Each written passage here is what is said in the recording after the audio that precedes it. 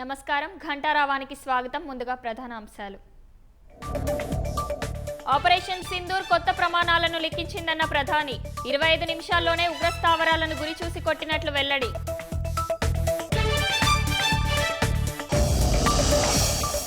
భారత్పై ఉగ్రదాడి జరిగితే సహించబోమన్న మోదీ.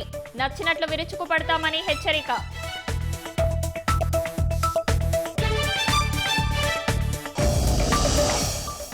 ఈ ఏడాది 1,34,000 కోట్ల ఆదాయమే లక్ష్యమన్న సీఎం. సాంకేతికతతో పన్ను ఎగవేతలకు చెక్ పెట్టాలని సూచన.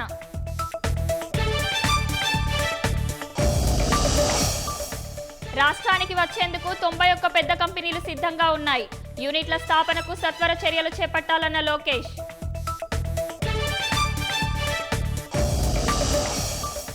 తిరుమలలో ఎల్లుండి నుంచి సిఫారసు లేఖలు స్వీకరిస్తాం.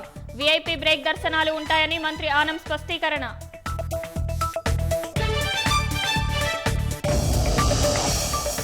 హైదరాబాద్లో ప్రపంచ దేశాల సుందరీమణులు హెరిటేజ్ వాక్. చార్మినార్ను సందర్శించి లాడ్ బజార్ దుకాణాల్లో షాపింగ్.